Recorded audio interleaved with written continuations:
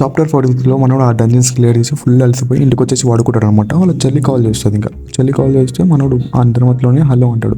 వాళ్ళ చెల్లి ఉండి ఏంటి నువ్వు ఇంకా బెడ్ మీదే ఉన్నావు అని చెప్పేసి అంటే నేను కొద్దిగా టైడ్గా ఉన్నా అని చెప్పేసి మనోడు అంటాడు. ఇంకా అసలు టైం ఎంత అవుతుందో తెలుసా అని చెప్పేసి వాళ్ళ చెల్లి అంటది. ఎంత అవుతుందంటే 2 అవుతుంది అని చెప్పేసి అంటది. వాట్ అని చెప్పేసి మనోడు షాక్ అవుతాడు అనమాట. వాళ్ళ చెల్లి నుండి వాళ్ళ నాకు పేరెంట్ టీచర్ మీటింగ్ ఉంది, నువ్వేం మర్చిపోలేదు అంటే మనోడు ఉండి నేను మర్చిపోలేదు, ఏ టైం లోపల అక్కడ ఉండాలని చెప్పేసి మనోడు అంటాడు. 5 o'clock లోపల అని చెప్పేసి వాళ్ళ చెల్లి అంటారు. సరే నువ్వేం వరియాకు, నేను అప్పట్లోకి వచ్చేసాను అని చెప్పేసి మనోడు అంటాడు. అన్న తర్వాత సరే వాళ్ళ చెల్లి అండి నువ్వు వస్తావులే నాకు తెలుసు, దగ్గర వచ్చిన తర్వాత కాల్ చేయని చెప్పేసి వాళ్ళ చెల్లి అంటుంది. సో మనోడు ఉండి ఎట్లా వాళ్ళ హోమ్ టీచర్ని కలవాలి కదా, కొద్దిగా రెడీ అయిపోదామని చెప్పేసి వెళ్తాడు అనమాట. స్కూల్కి వెళ్ళే ముందు మనోడు బ్యాంక్ దగ్గరికి వెళ్తాడు. బ్యాంక్ దగ్గరికి వెళ్ళి వెయిట్ చేస్తాడు. మనోడు టోకన్ నెంబర్ వస్తుంది, ఆ కస్టమర్ నెంబర్ పిలుస్తుంది. పిలిచిన తర్వాత మనోడు వెళ్ళి ఏం కావాలి సార్ అని అంటే నా ఒక్కొక్క డెబిట్ కార్డు అకౌంట్ అప్డేట్ చేయాలని చెప్పేసి అని అంటే ఆమె సరే అని చెప్పేసి అని ఉంటుంది. ఇంకా ఆమె అకౌంట్ అప్డేట్ చేసుకుంటే మనీ వస్తుంది. మనీ వస్తే 1.4 billion ఉంటుంది అనమాట. ముందు షాక్ అవుతుంది, చూడడానికి ఇంకొన్నాడు ఇంత మనీ ఎట్లా సంపాదించిందని చెప్పేసి మనం అడుగుతుంది అనమాట. మీరు ఏం చేస్తూ ఉంటారు సార్ అంటే నేను ఒక హంటర్ అని చెప్పేసి మనం చెప్తాడు. లోపల అనుకుంటారు మేము వింటర్ నిజమే హంటర్ చాలా మంచి మనీ చేస్తారని చెప్పేసి అంటారు. మేము ఉండి ఆఫర్లు ఇస్తుంది అనమాట, మీ ఇన్వెస్ట్మెంట్ చేస్తే ఇట్లా ఉంటుంది అట్లా ఉంటుంది అని చెప్పేసి అంటే మనోడు ఉండి లోపల అనుకుంటాడు అనమాట. ఇది నువ్వు రైట్స్ గట్టిగా పే చేసినట్టు ఉన్నాయని చెప్పేసి మనోడు ఏం అవసరం లేదు కూడా అని చెప్పేసి అంటాడు అనమాట. నెక్స్ట్ మనోడు వాళ్ళ చెల్లె వాళ్ళ స్కూల్ దగ్గరికి వెళ్తాడంట. వాళ్ళ చెల్లెతో చూసి షాక్ అవుతాయి అనమాట. సీరియస్లీ మా సంఖ్య నువ్వు ఎక్కడికి వెళ్ళిండు, మా నేను చేసినావు నువ్వు అని చెప్పేసి అని అడుగుతుంది. మనోడు ఉండి నేను జోనికి వేడుకున్నానా ఏంటి అని చెప్పేసి అని అంటాడు. నెక్స్ట్ వాళ్ళ చెల్లి ఉండి ఒక పర్సన్ ఇంతలా చేంజ్ అవ్వడం ఫస్ట్ టైం చూస్తున్నా అంటే మనోడు ఉండి మీ హోమ్ టీచర్ని కలుస్తున్నావు, ఒక ట్రాక్ ప్యాంట్ టీషర్ట్తో వస్తే బాగుండదు అని చెప్పేసి అంటారు.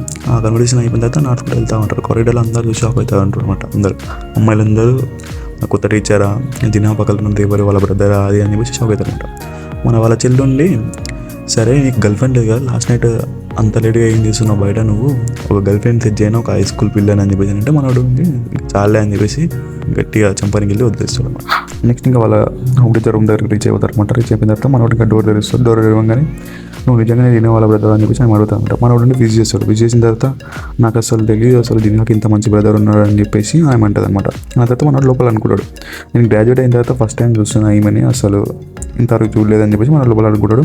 ఆయన ఉండి సరే కూర్చోండి అని చెప్పేసి మనోడు థ్యాంక్ యూ అని చెప్పేసి కూర్చుంటాడు. ఇంకా వాళ్ళ హోమ్ టీచర్ కప్లో కాఫీ పోసుకుంటే చెప్తాడు అనమాట. చిన్నకి మంచి గ్రేడ్స్ వస్తాయని కైనటువంటి పిల్ల కూడా ఒక మంచి మోడల్ కూడా, నాకు ఆ పిల్ల ఫ్యూచర్ మీద ఎలాంటి డౌట్ లేదు, మీరు కూడా ఏం వరి అవ్వకండి అని చెప్పేసి అని అంటారు. సరే అని చెప్పేసి మనం అంటాడు. నీకు తెలిసే ఉంటుంది ఆల్రెడీ జిన్నాకి మెడికల్ కాలేజ్లో జాయిన్ అవ్వడం గోల్ అని చెప్పేసి అని అంటుంది. తెలుసు అని చెప్పేసి మనోడు అంటాడు. ఆమె ప్రాక్టీస్ టెస్ట్లో కూడా మంచి మార్క్స్ వస్తున్నాయి, ఆమె నేను ప్రెజర్లో పెట్టకండి అని చెప్పేసి అని అంటాడు. ఇంకా నెక్స్ట్ వాళ్ళ టీచర్ ఉండి నువ్వు ఒక అంటారువి కదా అని చెప్తే మనోడు ఉండి అంటాడు. హైపోథెటికల్గా మాట్లాడుకుందాం, ఇప్పుడు జిన్నా అంటారు అవుతా అంటే ఒప్పుకుంటావా అంటే అసలు ఒప్పుకోను అని చెప్పేసి అని అంటాడు. ఆమె ఉండి అండర్స్టాండబుల్ అని చెప్పేసి అని అంటుంది. ఓకే అర్థమైందని చెప్పేసి అని అంటుంది. ఇంకా టీచర్ ఉండి క్వశ్చన్ అడగడానికి రీజన్ ఏంటంటే ఒక స్టూడెంట్ టాప్ అవుట్ అవుదాం అనుకుంటుంది, అవేకనైనందుకు స్కూల్ కూడా రావట్లేదు, చాలా రోజులు అవుతుంది, ఇప్పటికీ ఇట్లనే కంటిన్యూ అయితే యాక్షన్స్ తీసుకోవాల్సి వస్తుంది, ఈవెన్ ఫ్యూచర్ తను అంటర్ అయినా కూడా గ్రాడ్యుయేట్ అవ్వకపోతే కష్టం అవుతుంది కదా అని చెప్పేసి అని అంటారు. మనోడు ఉండి ఏ ర్యాంక్ అని చెప్పేసి అని అడిగితే తను ఉండి నాకు ఈ అంటర్ గురించి ఏమంత పెద్ద తెలియదు, నన్ను అడగకండి ఇలాంటి క్వశ్చన్స్, కాకపోతే నేను విన్నది ఏంటంటే తను ఈ ర్యాంక్ అని చెప్పేసి విన్నా అని చెప్పేసి అని అంటుంది. మనోడు లోపల అనుకుంటారు అనమాట, ఈ ర్యాంక్ వాళ్ళు చాలా డేంజరస్, ఎక్కువ రోజులు ఉండలేరు ఆ జాబ్లో అంటర్ జాబ్లో అని చెప్పేసి అని అనుకుంటాడు లోపల.